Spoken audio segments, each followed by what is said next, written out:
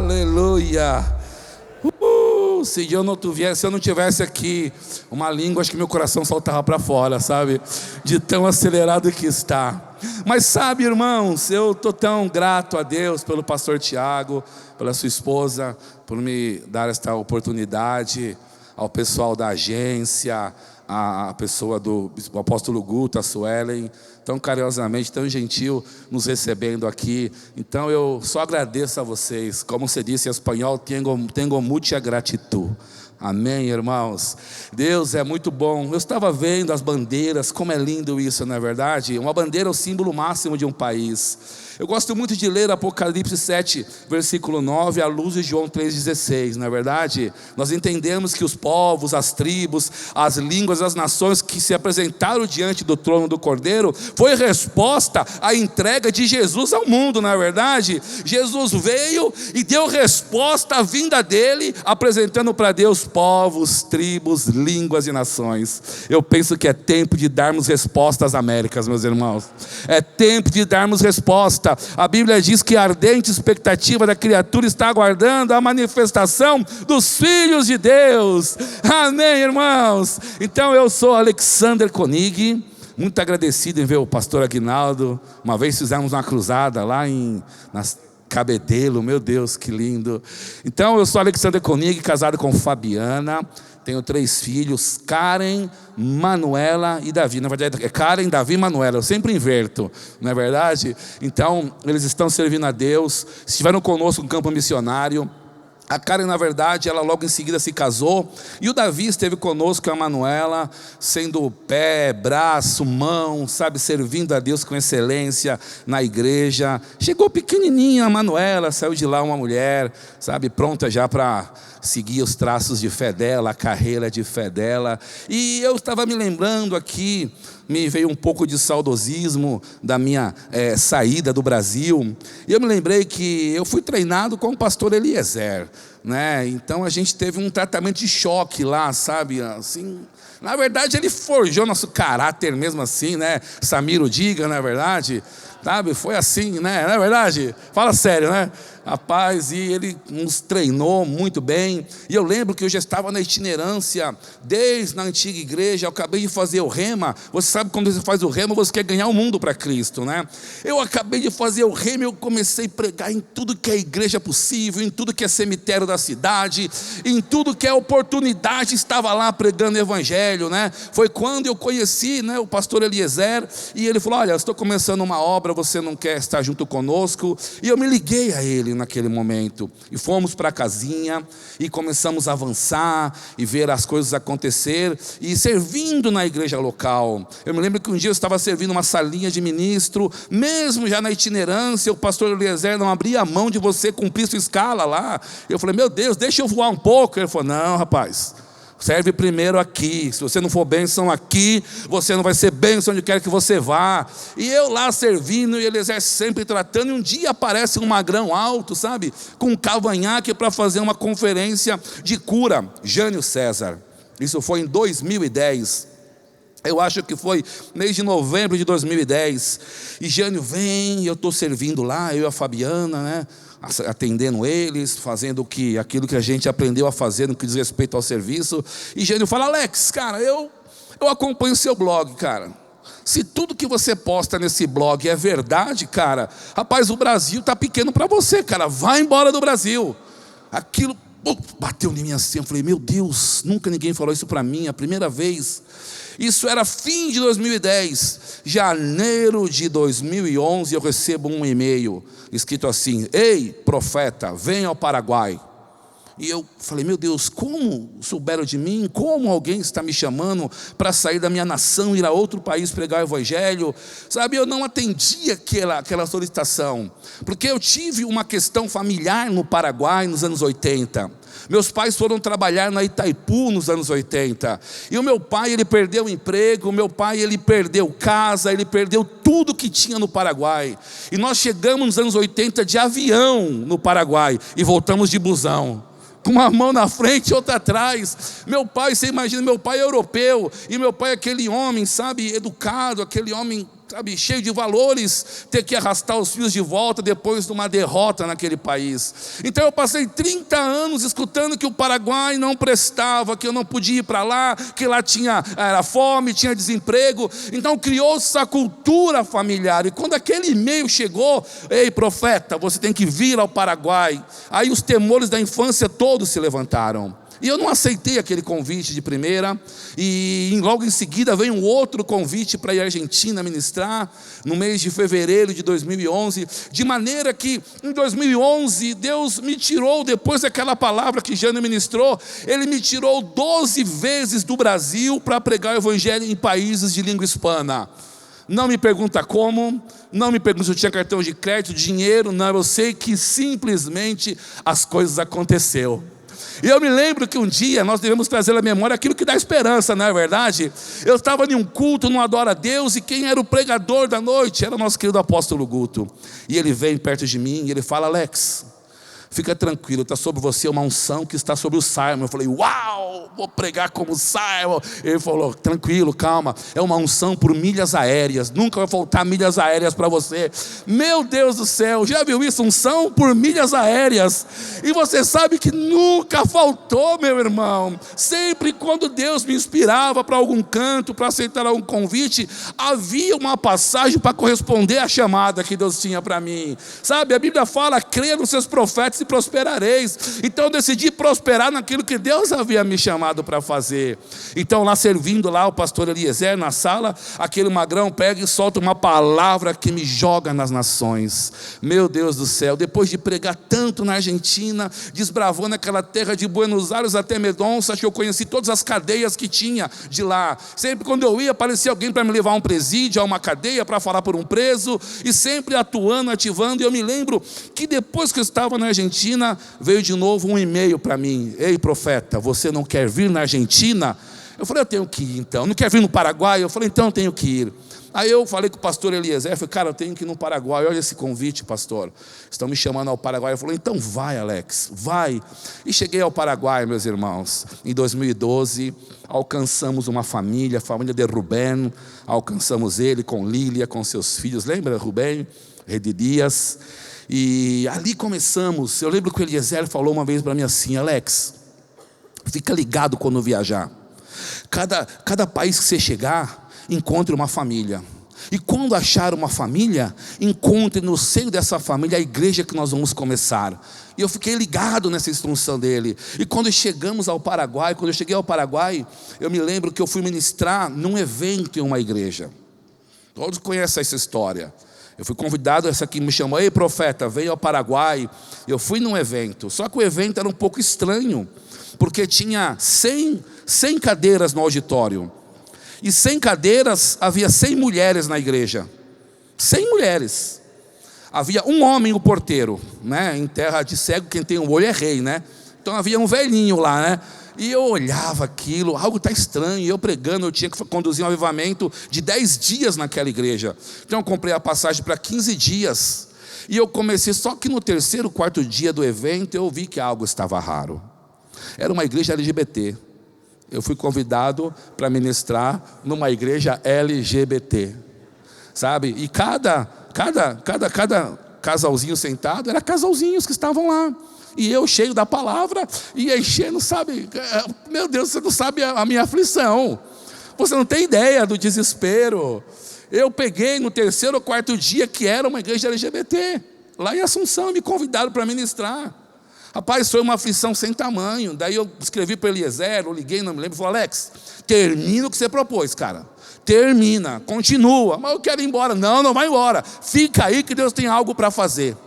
E eu fiquei até o último dia ministrando, já com uma outra temática. E no último dia, eu lembro que a pastora chamada, não vou falar o nome dela, mas ela falou: ali está a porta, você pode pegar sua mala e ir daqui para fora. Era um domingo de noite, eu tinha uma carteira de albergue da juventude. Eu falei: já com 40 anos, buscar albergue da juventude, imagina.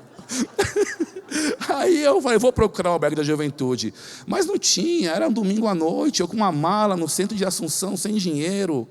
acreditando que aquele tempo ia haver um suprimento, mas no meio daquele caos aparece um camarada careca, ele peladito, pelado és careca em espanhol. Aparece ele peladito, Rubem Dario, vamos explicar, né? Que é melhor, né? Não aparece um pelado, aparece ele peladito, ele careca. Ele veio e fala: Alex.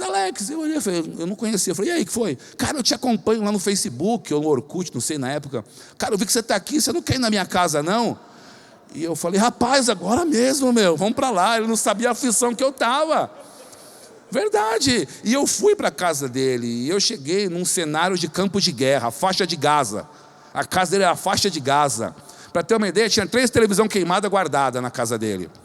Para quê? Nós não identificamos, mas estava guardada. 3 TV queimadas.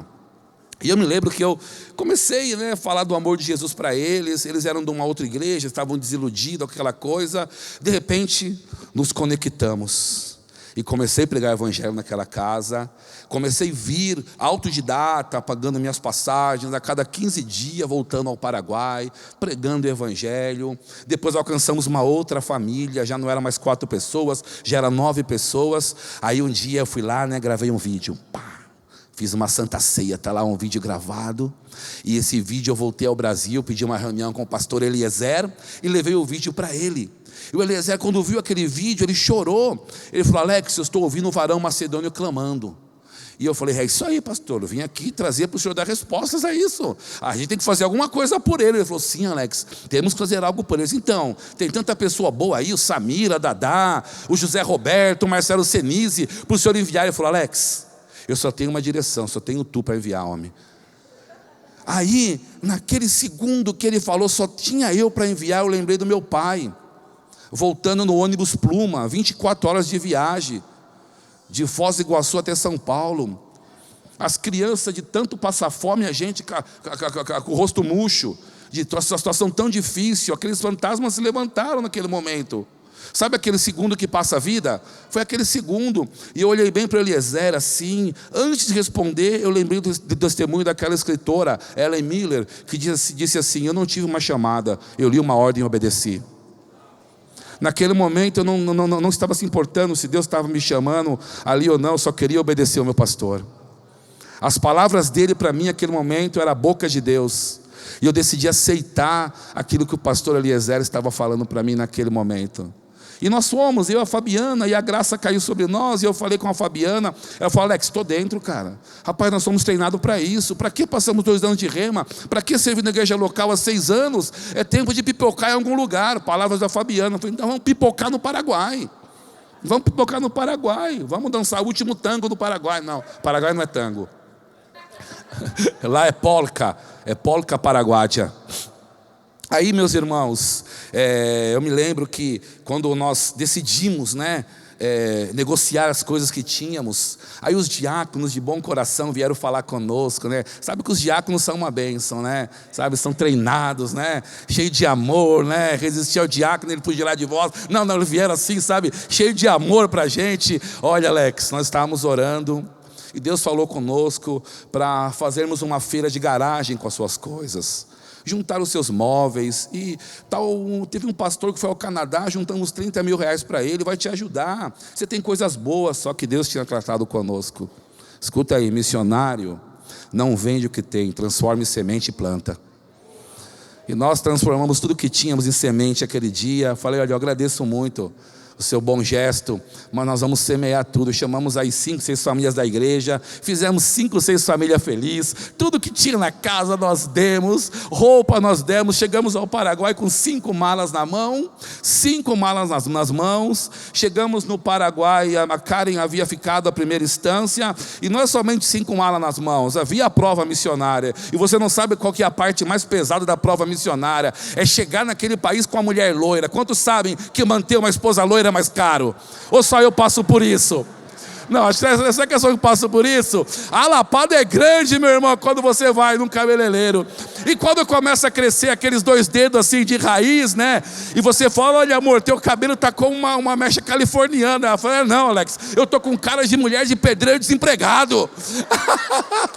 Aí você vê o nível de pressão que a loira fazia, né? E a prova missionária depois dessa foi quando ela vai colocar o secador na tomada. Era 110 lá, 220. Aí, meu amigo, aí foi, meu irmão, aí você não sabe a tormenta que foi.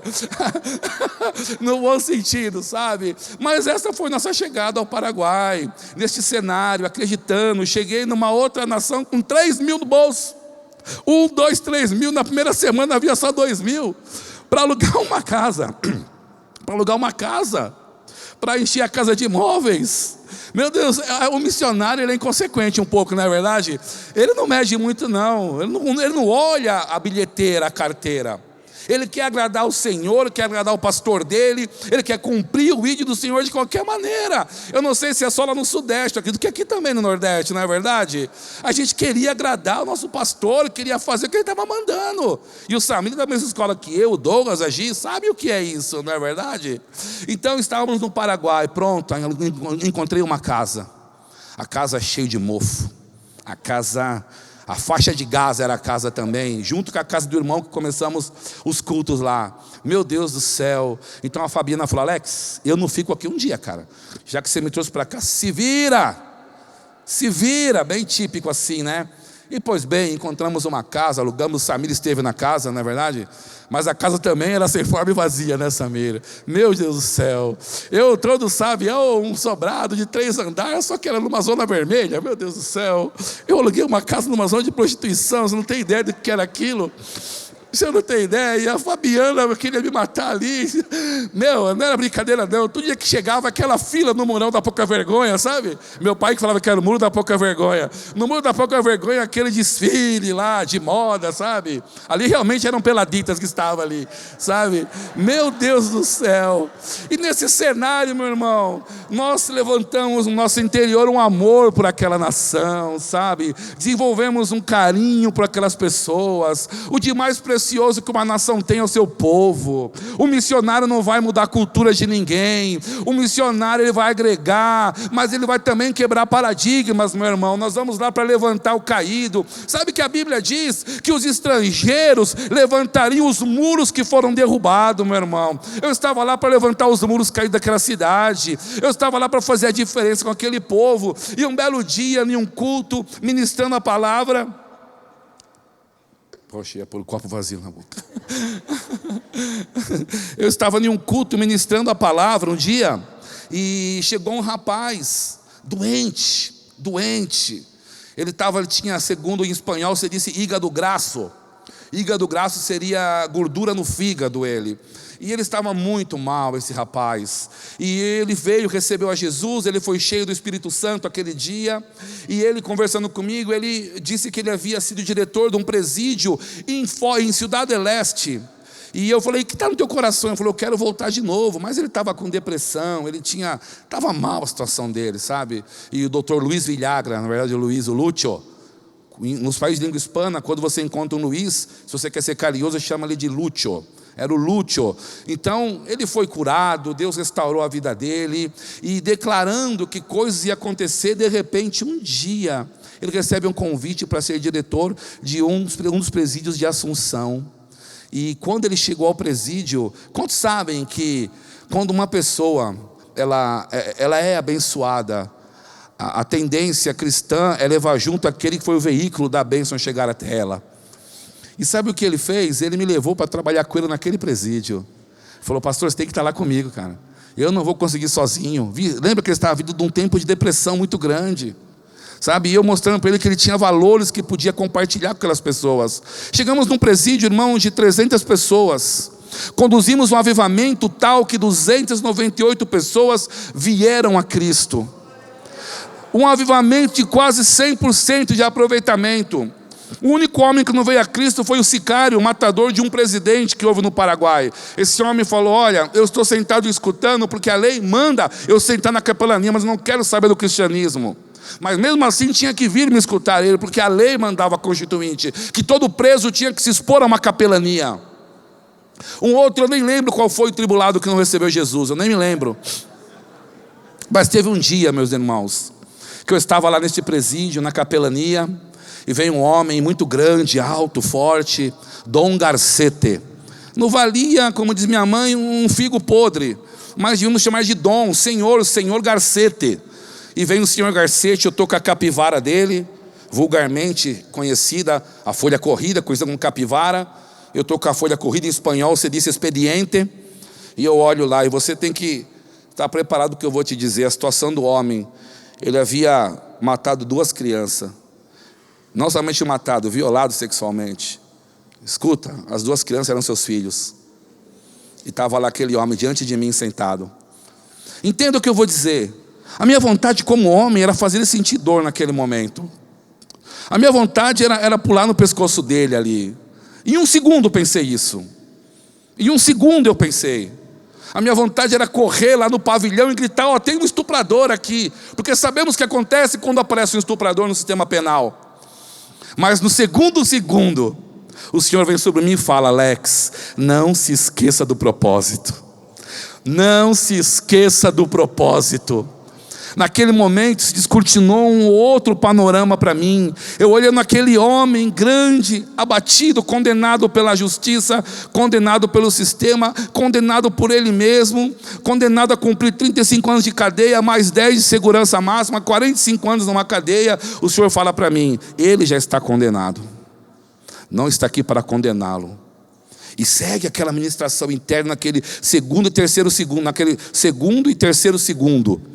Aí de repente de novo vem aquele sentimento: o que ele fez já não importa mais. O que importa agora, Alex, é o que o meu filho fez por ele na cruz. É o que foi feito lá. Lá foi levado essas mazelas. Lá foi levado esse crime. Lá foi levado essa violência. Então, olha somente para aquilo que foi feito. Isso, irmãos, facilitou o meu trabalho prisional. Isso facilitou o trabalho que eu queria. Só que neste trabalho, eu lembrei do outro tribuloso que não recebeu Jesus. Era um brasileiro.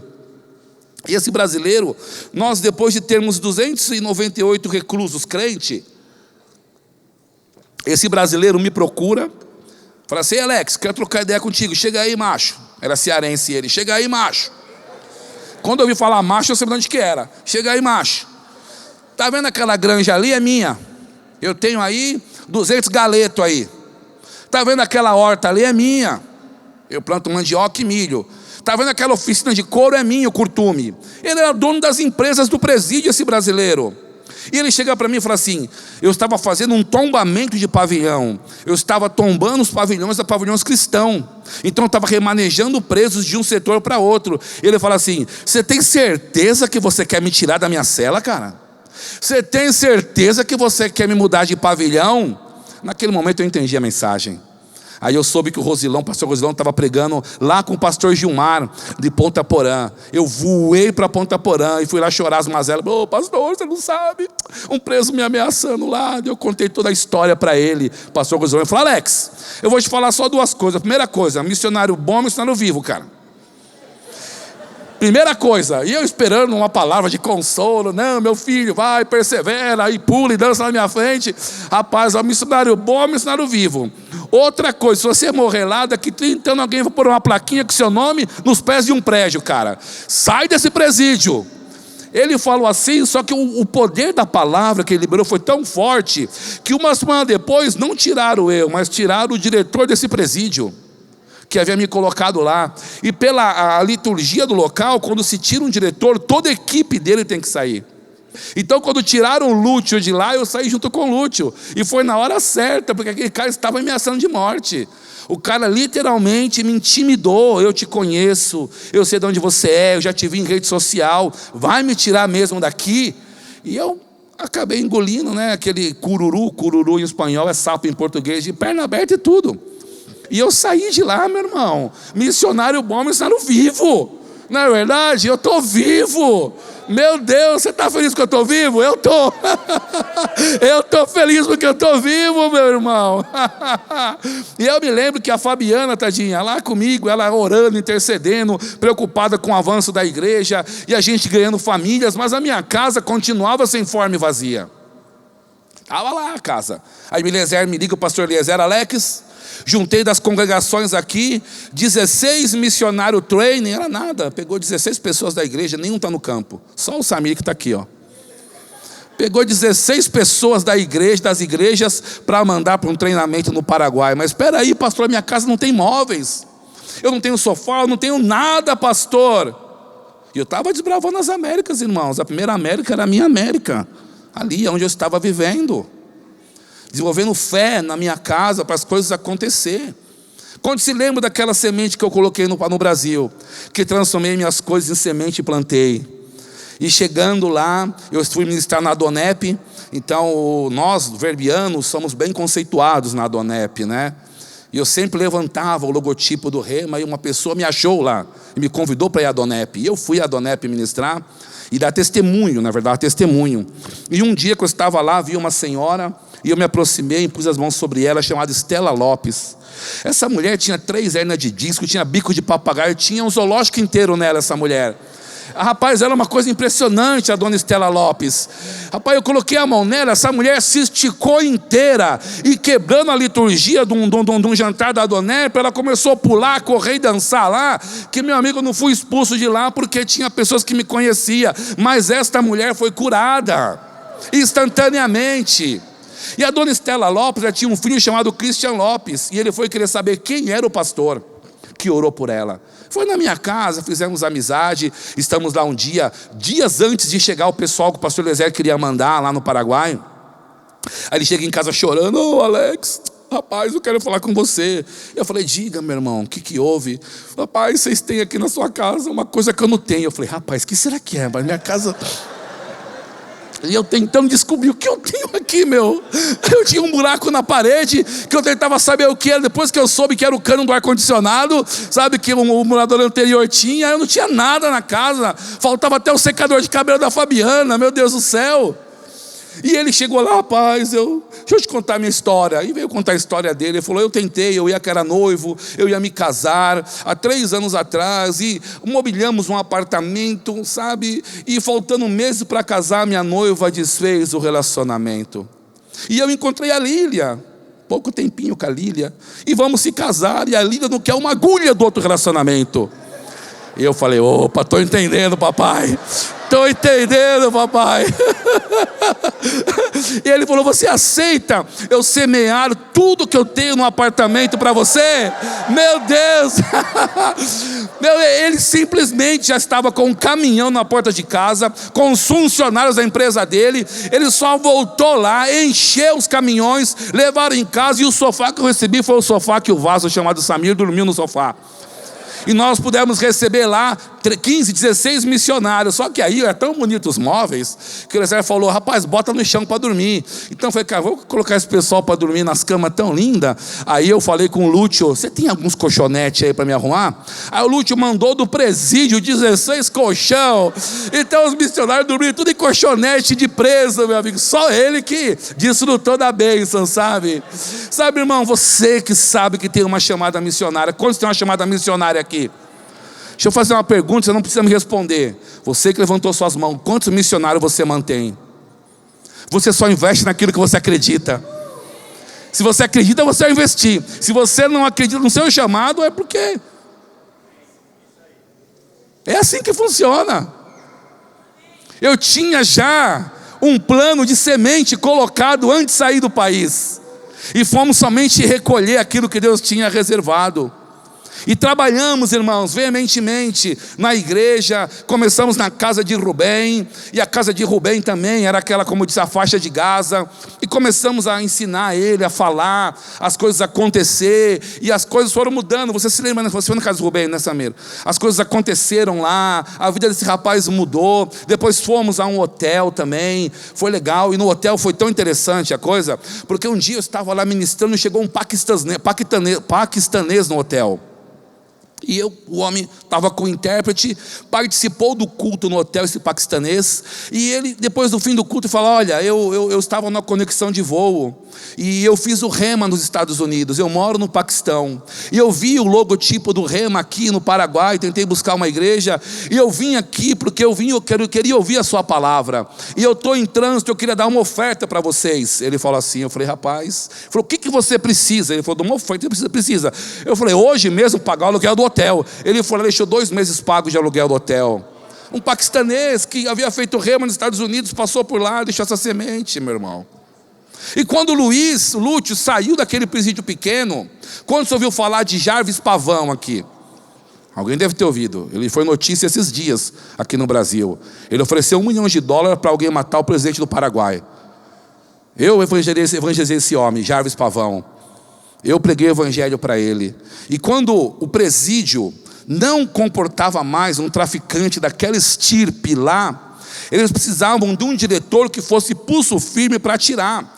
Jarvis Pavão era conhecido como príncipe alemão na cadeia. Ele não tinha uma cela, ele tinha 2 cômodos com as melhores mobílias que você pode pensar. Para entrar no corredor que tinha celas, tinha um preso com um computador que tirava uma fotinho da sua cara, com hora marcada para falar com o Jarvis Pavão, sabe? E precisava de Luiz Villagra, o Lúcio, com força, um ex-militar, para chegar lá e remover esse homem da posição que ele estava. E assim foi. O diretor, o ministro da Justiça, tirou o Luiz de lá, do presídio pequeno, debaixo de uma palavra que Rosilão deu para mim em Campo Grande. Olha como Deus fez todo o esquema, verdade? Tirou ele de lá, colocou no presídio Tacumbu, chama-se Tacumbu, tem um documentário no Netflix do Tacumbu, sabe? E lá o Luiz, eu estou um dia, ele não havia me falado, foi da noite para o dia que ele foi para esse presídio. Eu estou em casa vendo televisão, a Karen assim: pai, não é Luiz ali não? Na televisão eu olhei assim: oxe, é ele mesmo. Ele estava indo tirar o Jarvis Pavão daquela cadeia para mandar para a cadeia especializada, sabe? Então Deus fez todo um movimento. E o que o Luiz fez? Me chamou de novo: Alex, você tem uma vaga aqui. E ali já não foi somente para ser uma capelania.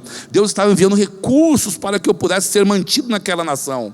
Eu ganhava um salário na época de 3.500.000 guaranis, que daria R$3.000 para ir para o presídio das 8 da manhã às 2 da tarde. Sabe para que fazer? Ganhar almas, meu irmão. Evangelizar pessoas, sabe? É testemunhar de quem Cristo era. E as coisas foram acontecendo, fomos ganhando espaço, alcançando pessoas. E um dia veio um dos diretores de um pavilhão e me entrega um pavilhão chamado Pavilhão Libertar. Falou: pastor, nós vimos o que aconteceu lá no outro presídio Esperança. O senhor não quer assumir esse pavilhão? Um pavilhão com 1.100 pessoas. 1.100 pessoas recebendo essa palavra da fé, 1.100 pessoas sendo impactadas com o poder do Evangelho. Houve uma estatística lá neste presídio, pelas juntas missionárias, de que cada 10 pessoas batizadas lá, 8 pessoas eram debaixo dessa mensagem da fé que nós pregamos. E um dia eu estava ministrando nesse pavilhão, havia caído um senhor boliviano chamado Dom Marcos Roca. E ele caiu, ele fez um acordo financeiro e colocaram ele nesse pavilhão, que lá tem disso, acordo financeiro, para ficar no pavilhão cristão. E ele entrou no pavilhão cristão, Dom Marcos Roca.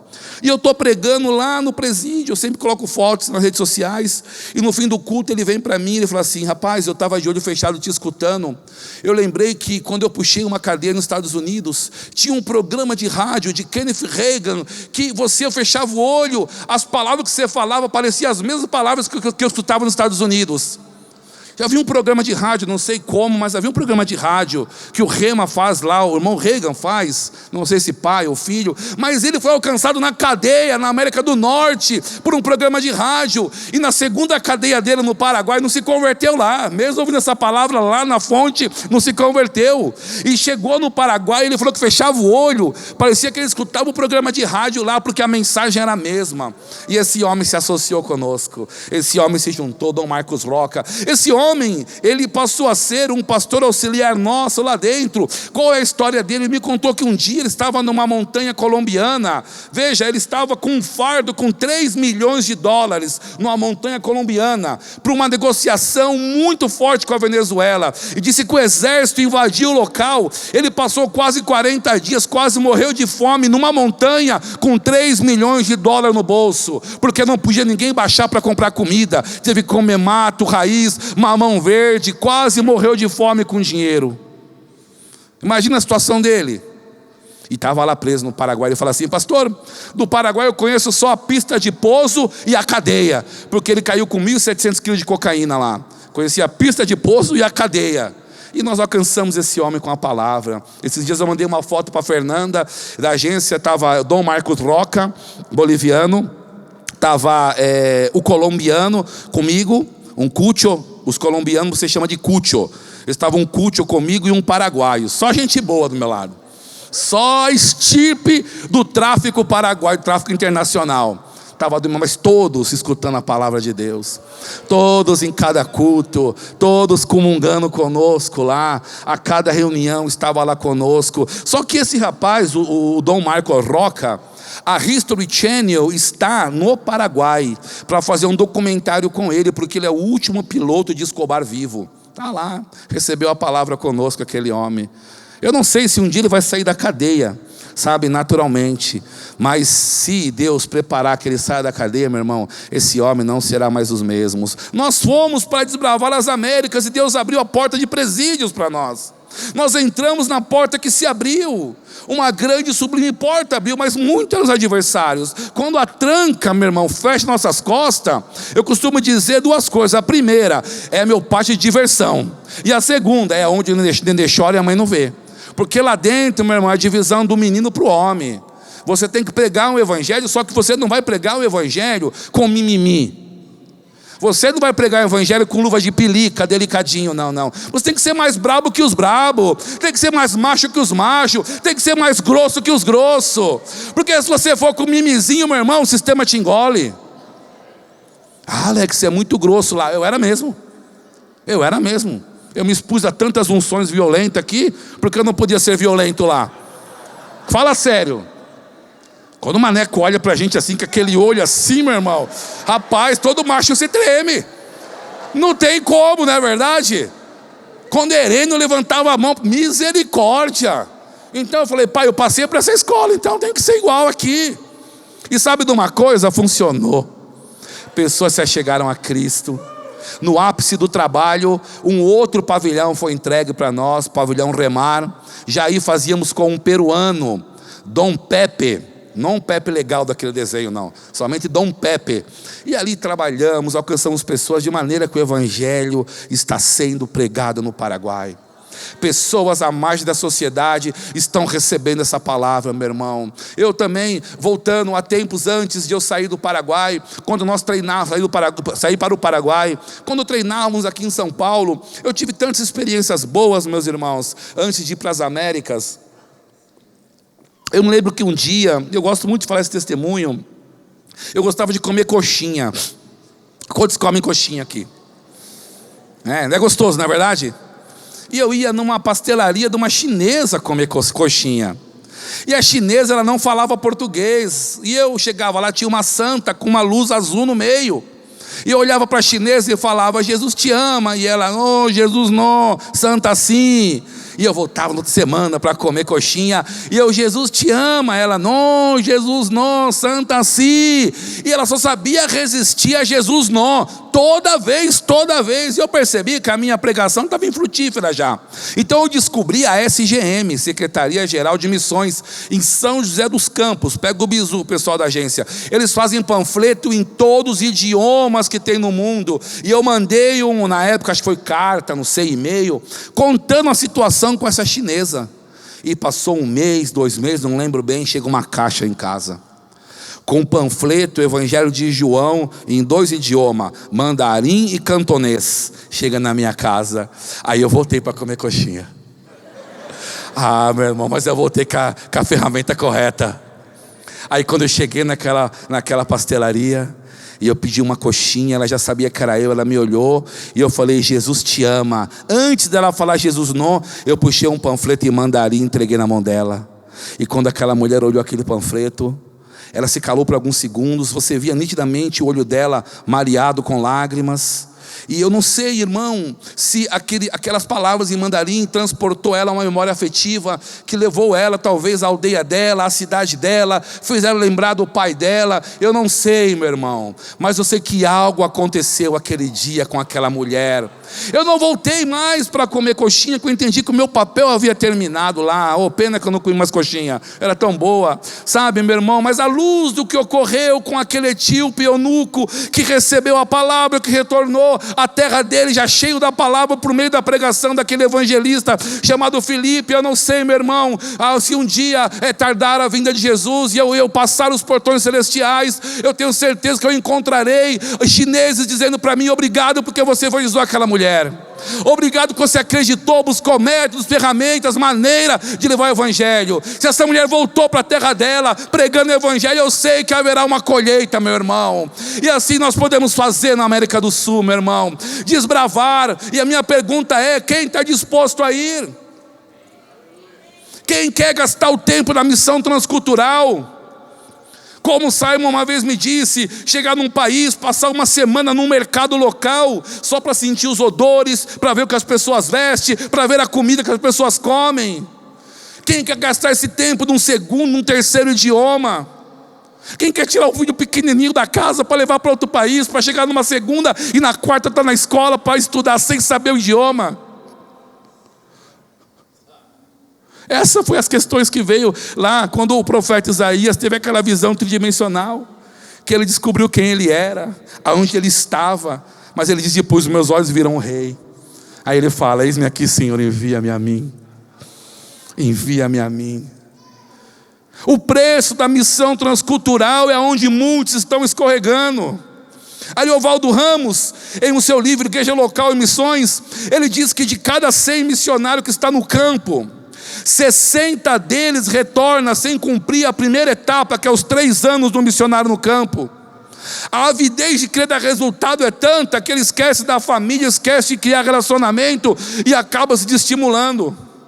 Ariovaldo Ramos segue no seu livro dizendo que desses 60, 40 nunca mais voltará ao campo, porque não soube estabelecer relacionamento. É muito importante você estudar na agência de missões, na escola. É muito importante você servir a igreja local. É muito importante você alcançar as nações por aqui. Pode parecer um pouco saudosista, mas eu lembro aquilo que Simon disse uma vez: meu irmão, Deus te chamou para ir para o Japão, por que você não vai na feira livre alcançar o pasteleiro que é japonês? Deus te chamou para ir para a Itália, vai alcançar o dono da pizzaria que é italiano. Meu Deus, alcança as nações aqui, se prepara, treina, cria estrutura para poder ir. Ah, mas você não criou estrutura nenhuma. Eu fui com a cara e a coragem. Eu obedeci só uma ordem. E foi. Amém, meus irmãos.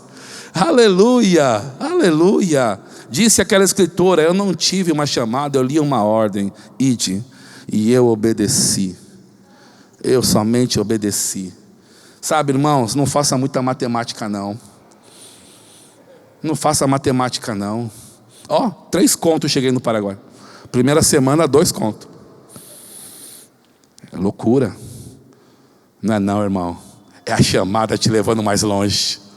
É aquilo que Deus te mandou fazer, te impulsionando a não olhar o tamanho do gigante, mas hoje mesmo eu corto sua cabeça e jogo no mato.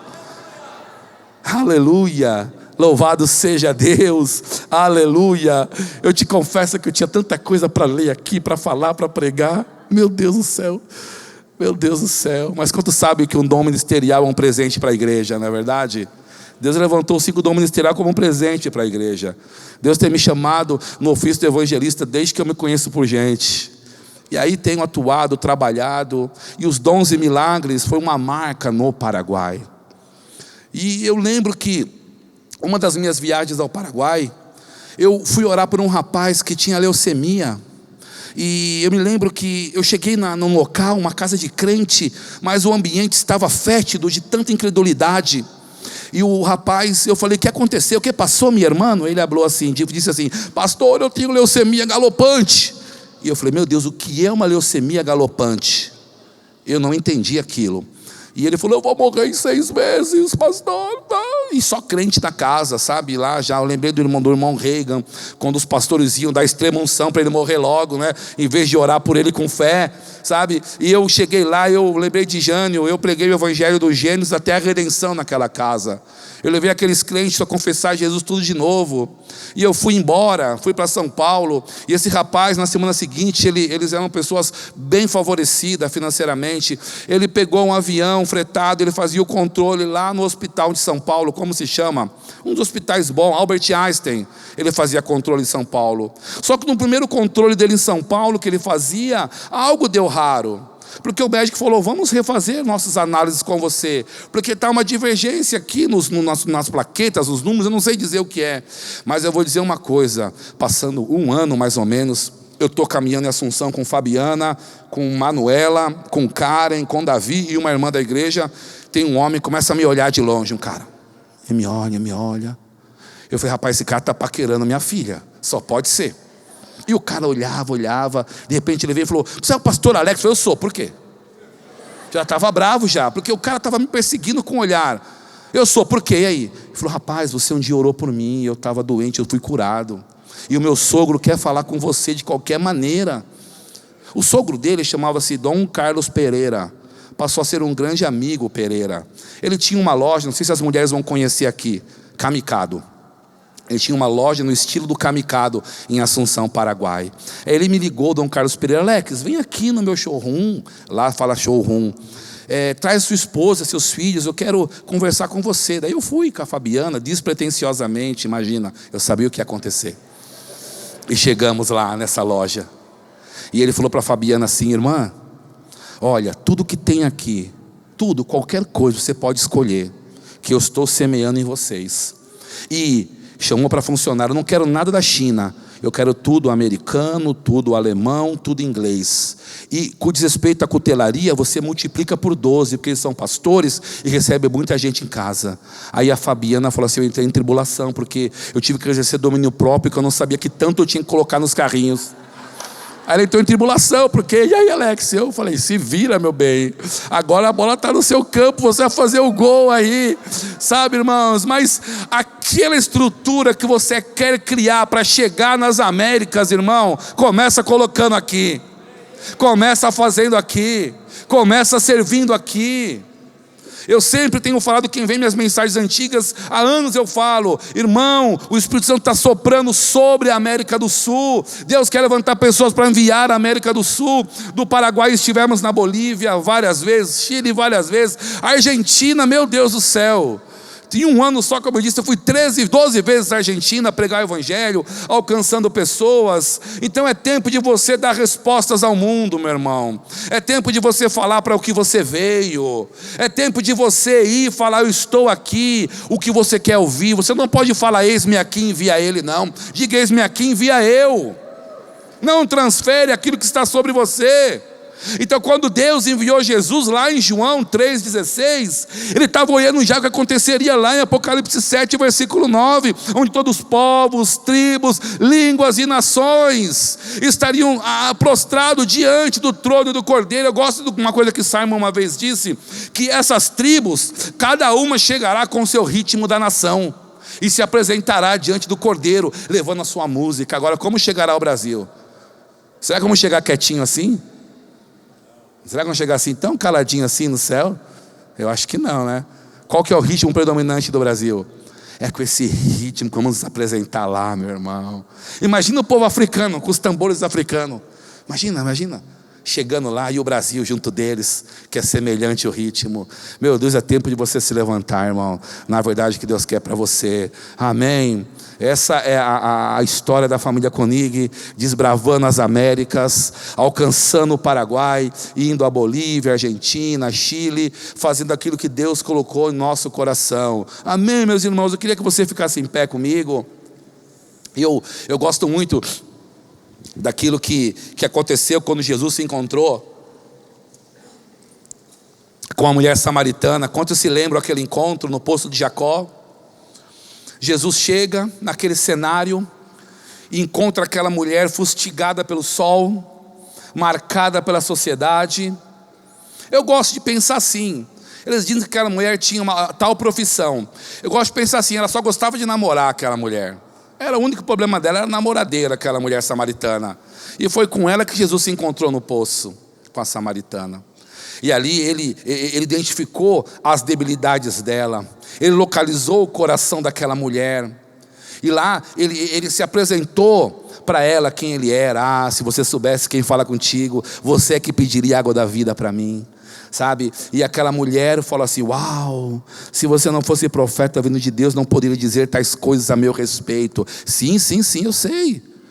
Você teve 5 maridos, o que você tem também não é teu marido. Aquela mulher, meu irmão, já não se importava mais com a água, com o cântaro de água, não se importava mais com o sol. Aquela mulher largou aquele cântaro de água e desceu para Samaria, para pregar o evangelho para aquele povo. Diz que aquela pequena mulher frágil, cheia de debilidade, cheia de estigmas no corpo, cheia de marcas, ela estava pegando água ao meio-dia porque ela não podia estar na hora que a sociedade estava lá. Ela era rechaçada por todos, mas ela estava lá agora já com a palavra. E disse a Bíblia que ela foi de casa em casa naquela cidade pregando o evangelho. Ela foi pregando de tal maneira, eu conheci um que falou tudo aquilo que eu vivi. Eu conheci um que falou da minha vida.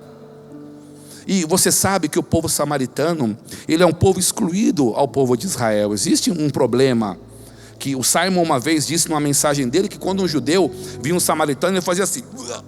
O judeu queria vomitar diante de um samaritano, desculpa a expressão, porque havia um problema cultural entre eles.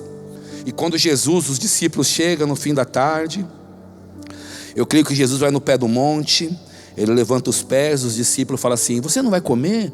E ele: a comida que eu tenho, vocês não podem me dar. Aí Jesus fala com eles: vocês não estão me questionando sobre o tempo da colheita? Vem aqui pertinho, vem, mais pertinho. Olha lá embaixo, ó. Vocês dizem que falta 4 meses para a colheita? Eu digo para vocês, ó, o campo lá está branco para a colheita. Sabe que Jesus não estava vendo um campo de trigo, nem um campo de algodão, maneco.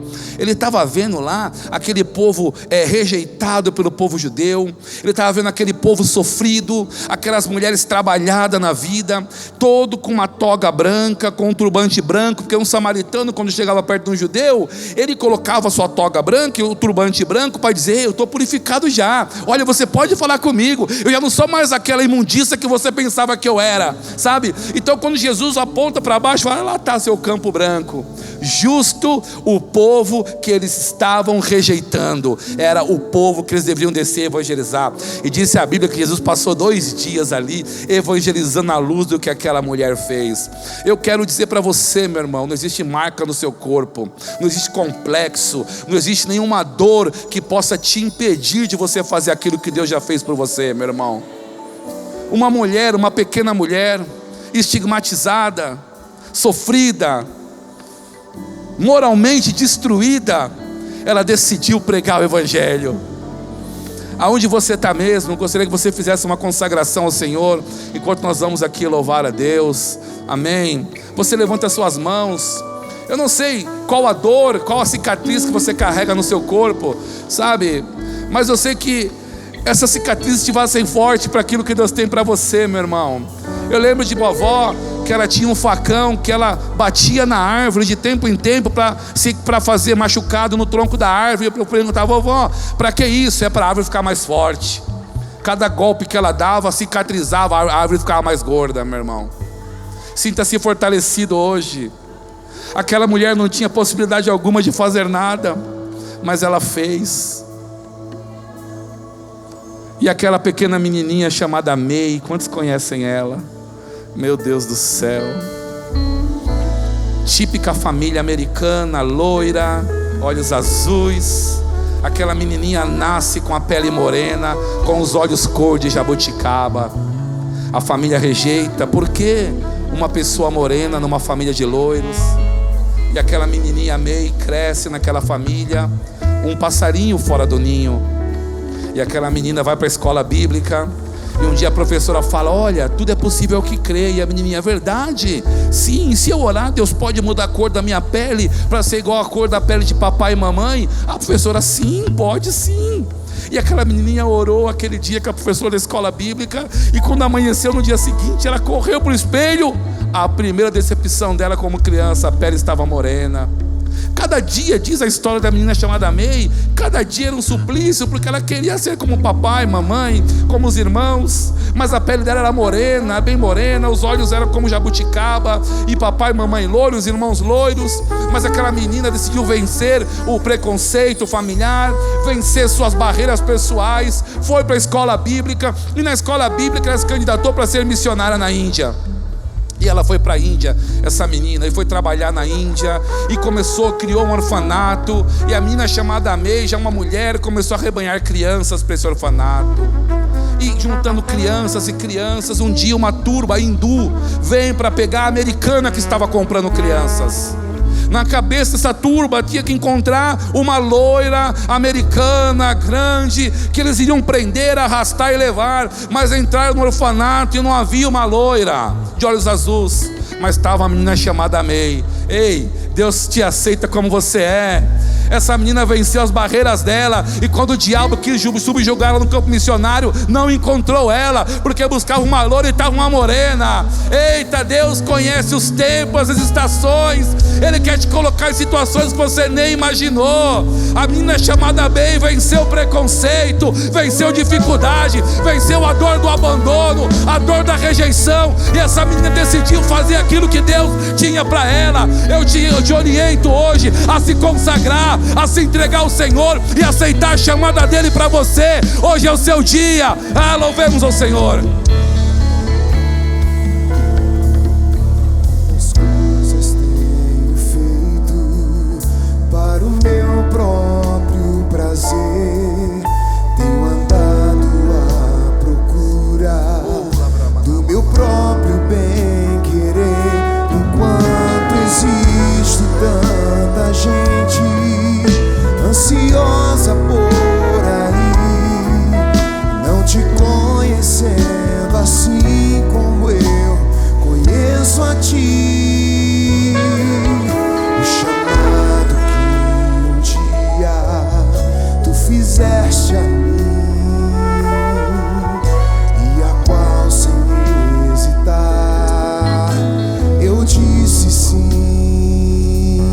Ressoou em meus ouvidos como da primeira vez, e a ti, Senhor, eu novamente digo sim. Eis-me aqui, eu livre estou ao seu dispor. Aleluia. Para onde tu Diga, eis-me aqui. enviar. Consagre sua vida hoje. Me coloco submisso. Se ofereça ao campo missionário. Senhor, para o teu querer em mim realizar. Eis-me aqui, eu livre estou ao seu dispor. Para onde tu quiseres. Aleluia. Enviar. Aleluia. Glória a Deus. Glória a Deus.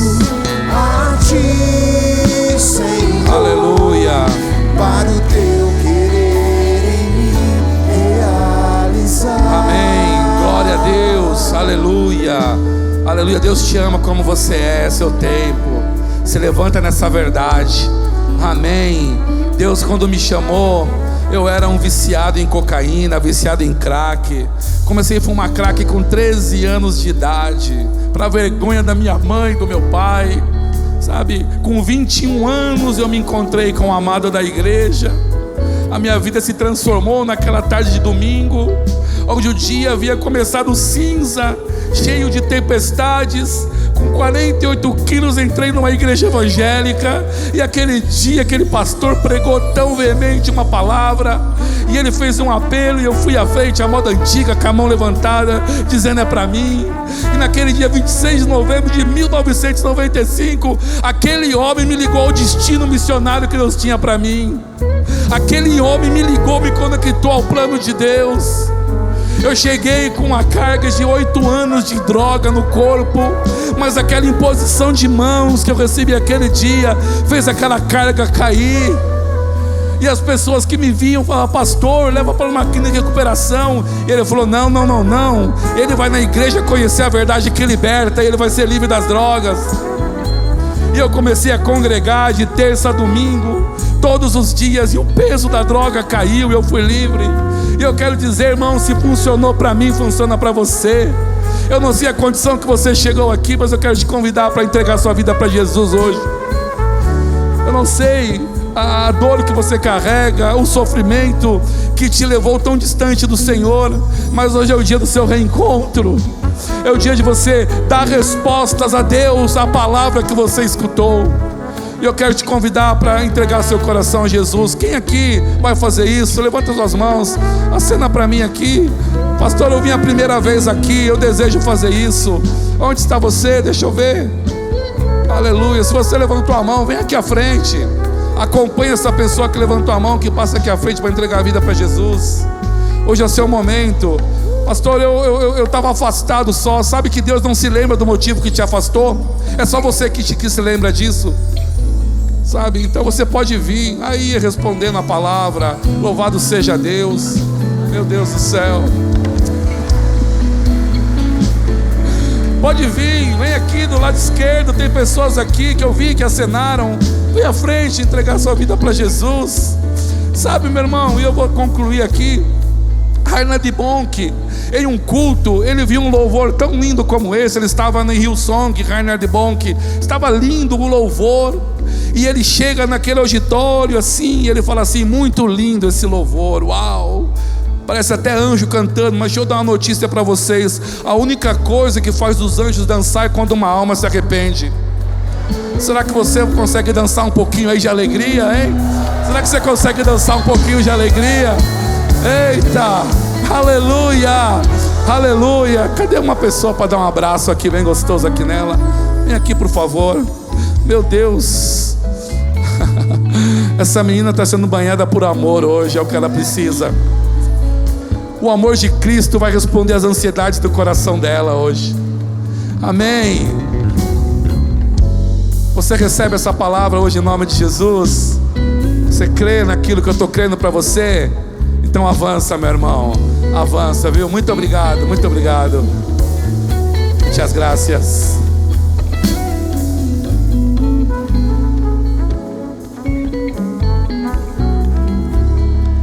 Aleluia, obrigado, Alex.